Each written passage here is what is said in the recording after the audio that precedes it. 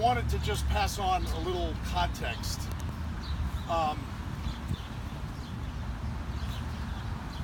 The Safe Communities Act has been under consideration in one form or another for 6 years. It's 3 two-year legislative sessions. And it still is not. These very logical, simple provisions are not law. The Democratic Party in this state has a supermajority in both houses. So there are 117, 116, these numbers may not be right today, but Democrats in the legislature, the House side, and 34 Republicans. Okay, 117 to 34. In the Senate, I've got here 31 to 7. I think the number might be 6 now, but in any event, another supermajority. If we want to pass things as a Democratic Party in this state, we can pass them. Okay? And I'm just going to back up from Safe Communities and give a little idea of what kind of frustration those activists out there are feeling about being in this powerful position and not using that power. We passed something, criminal justice reform. That's a success. Now, everybody's aware we have solitary confinement in this state?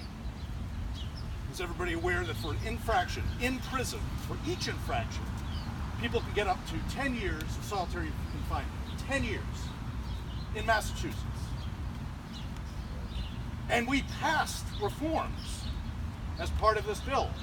Those 3 reforms, or probably some other, but this is the main thrust, were a review process. Well, that's good. Someone's been in solitary for a period, let's say a year, they get a review. 1 month will drive you crazy, they get a review.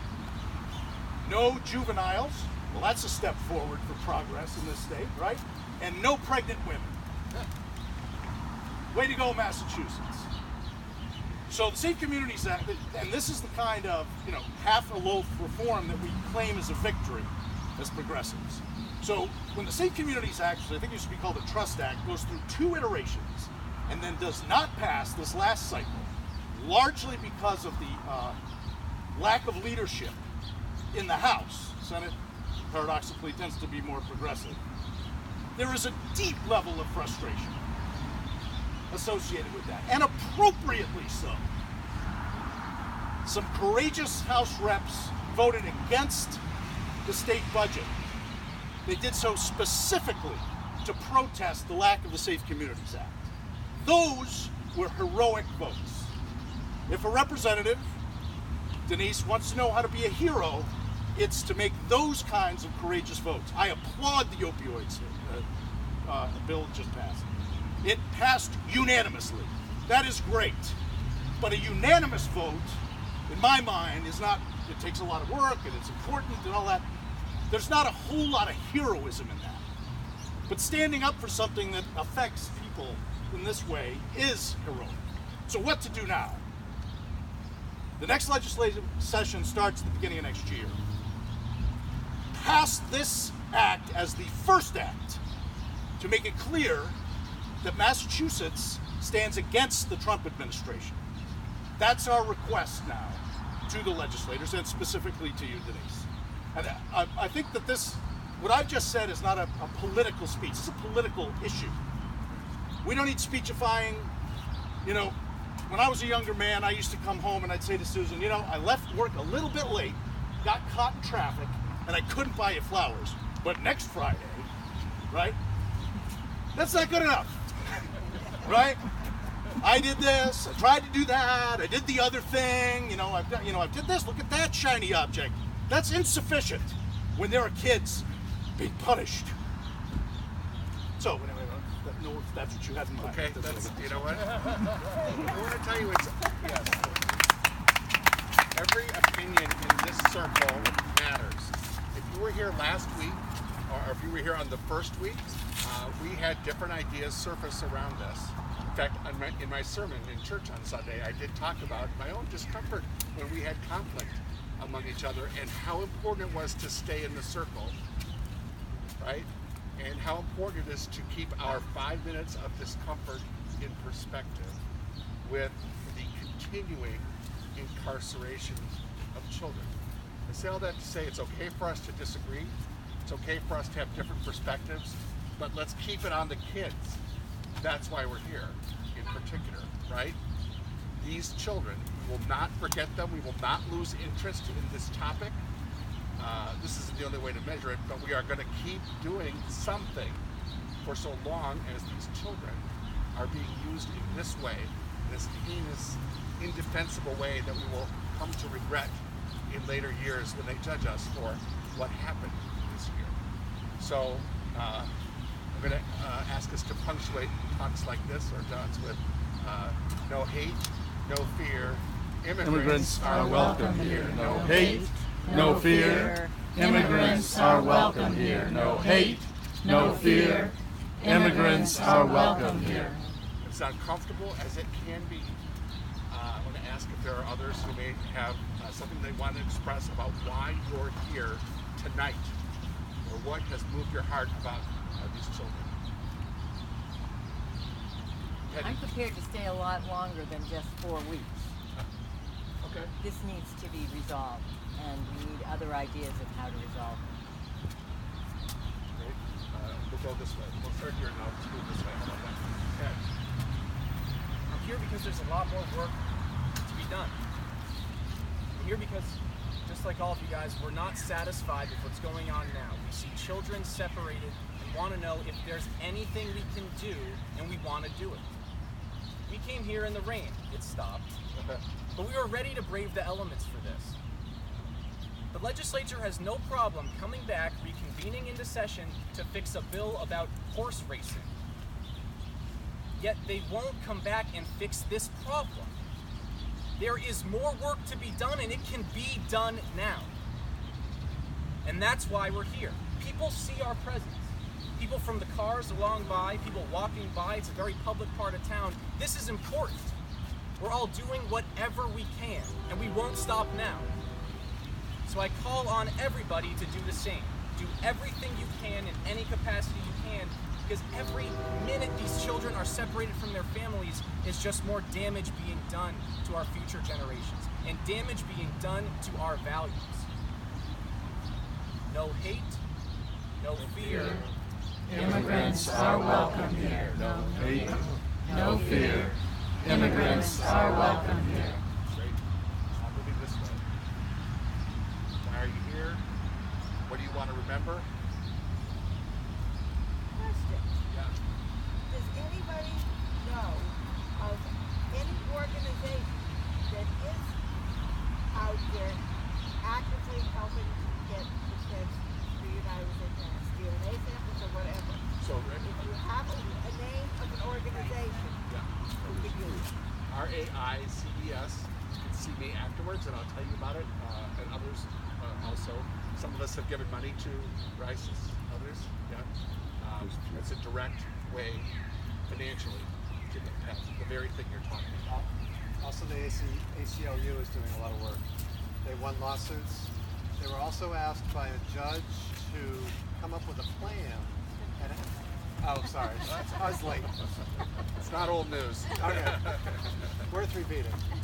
Yeah. So ACLU, RICES, RAICES. Moving this way.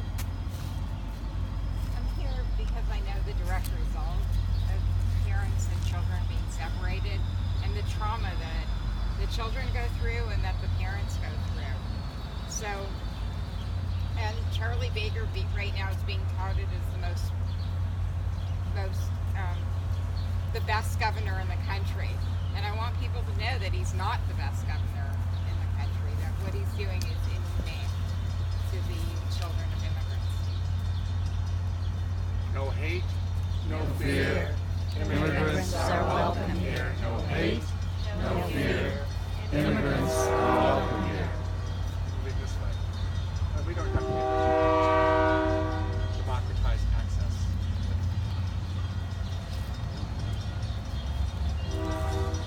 Yes. I sense no urgency in the name. Wait till the train passes. I sense no urgency in the mainstream press. The Needham Times is pretty good, and the Nation is pretty good. But generally speaking, it's hard to find much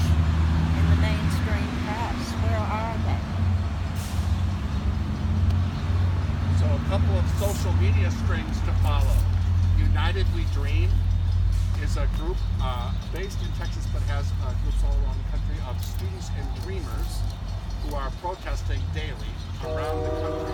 You can check in with United We Dream, follow them on Facebook.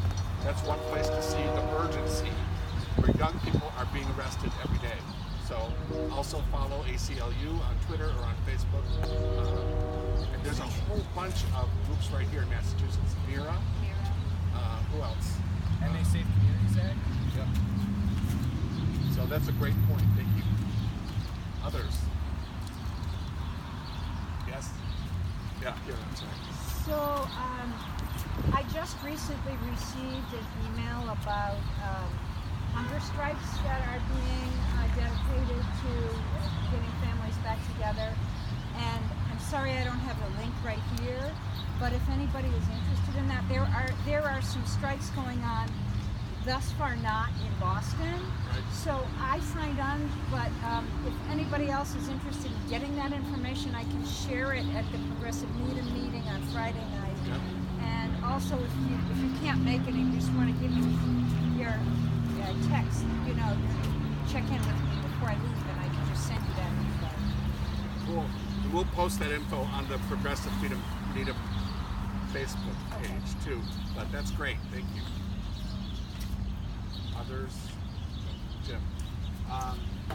So what's motivating me at the moment? I was having a discussion with somebody about a week ago, and this issue came up, and I was talking to somebody about a week ago, and this issue came up, and it's like, oh, but they came across the border, they weren't with their parents. And I was like so angry, I just said, don't even go any further because I'll get angry. But I think there's still a lot of misunderstanding, misinformation, and so I feel part of what motivates me to be here right now is to do what I can to help. I know I'm preaching to the choir, but we get in the paper, we have politicians present, we have ways of going beyond our circle, and so that's what is motivating me today. No hate, No fear. Immigrants are welcome here. No hate, no fear. Immigrants are welcome here. Others who haven't spoken tonight. Clark. Yeah, I think we get comfortable with this idea of those children being gone, but that's really a heinous crime, and it's kidnapping.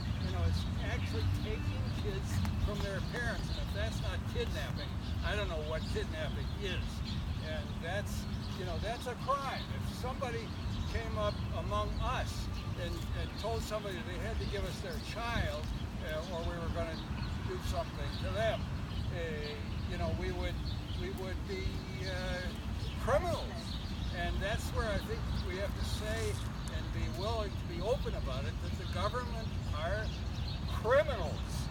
And that's an ugly thing to say, but it's an ugly reality that we're dealing with. Children being separated from their parents, never being able to, or at least so far not being able to be, and these are hundreds of them. This is something that the government ought to be held accountable for in a very powerful way, and I think we can stimulate each other in this by having these gatherings on Wednesday. Fort Worth, the reunited kids, is now 13 days since they were all supposed to be reunited. Yeah, and right. what's happening? They're counting on us forgetting. Perhaps we can also write. Speaking in front of people, anybody can write a letter to the editor. Our local paper. Feel good about public. If you want to inform people, if you want to keep people find something, send a letter. Perhaps we can write a letter to the editor at the Needham Times or the Boston Globe. Maybe more letters. We asked people to have conversations this week. Last week we asked for this week. With someone who disagreed about this issue. Could anyone tell us about a conversation they had? It's okay if you didn't do it. Just check it out. I couldn't find anyone to disagree with me. Wow. I did. Oh? Yeah. It's a friend of mine who has very different values from me, someone who I've known for a long time. And they essentially said, it's not my problem.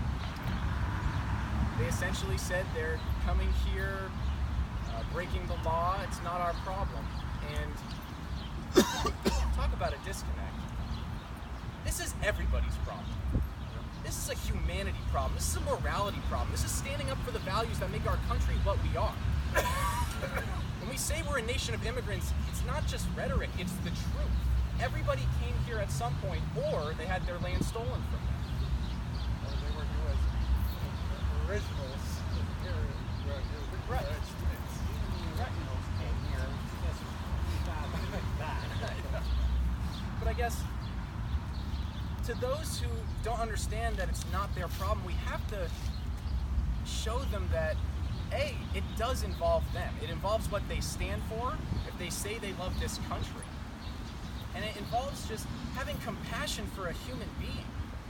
I love the sign that says, no human is illegal. I don't care what laws you break, no human is illegal, and no one deserves to be treated like this. That's why we have to do everything we can now and continue to do so every second moving forward until these children are reunited with their families. When darkness comes, you go to your family. And I can't fathom not having that option. No hate, no fear. Immigrants are welcome here. No hate, no fear. Immigrants are welcome here. I had a conversation this morning with somebody who gets his news from Fox. That's his news source. We can talk until we're blue in the face. We can write letters to the editor. The problem is that the letters we're writing are papers that the other folks aren't reading. So unless there are events that capture attention that have to be written about by the other side, we're not going to get the word. I want to just take issue with that. The issue is Democrats in this state. So we can do something here in the state, but I'm talking about nationally, that's fine. You're correct. But I think we fall in Massachusetts, we fall back on this idea, oh, there's 30% Trump voters out there. So what? There's 70% the others. Yes. And I think writing letters to the Boston Globe is a good idea because we need people of good heart and good conscience who think things are okay and we're not affected to get off I'm to. not saying don't do that. I We see. need to create events that get the attention of the folks who are not reading the letters of the Globe. Good point. Yep. They're reading the Herald. That too. Great. Anyone else who hasn't spoken yet tonight? Tina. Thank you everybody for being here. Honestly, it heartens me every week that people show up. It really warms my heart because this is such an emotional issue for me. Last week after this vigil, I went to Newton, and they're trying to save a family in Newton. The father is going to be deported. He has lived in this country for 27 years. He has raised 2 children here who are Americans. His wife is battling breast and brain cancer, for God's sakes. And he's done everything along the way to try to stay in this country legally. They've exhausted all efforts. But the 4th graders elementary school in Newton got together behind this family, almost 200 people in front of the elementary school, to say that they're supportive of this family.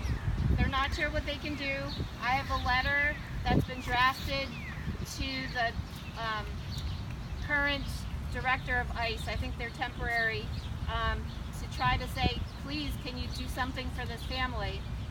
If you would like to sign it, you're welcome to do so. But that's what it's come to, right? It's just like, okay, we'll try to write letters. We have to try to do something. So, and thank you again. Thank you all for being here. Thank you for organizing, Georgina. One of the things we've done is I don't disagree with you. a period of silence in solidarity. So I'm going to ask as our closing activity that we do this 2 minutes of silence. And this time, taking my cue from something that you said last week, it really moved me. It's been in my mind all week. About how the importance of being seen. You know, so not that this solves it, but I want to ask us to turn outward for our 2 minutes of silence. As a reminder, we've been talking to each other This is how we are ritualizing how we're going to talk to others this week. So 2 minutes of silence and solidarity.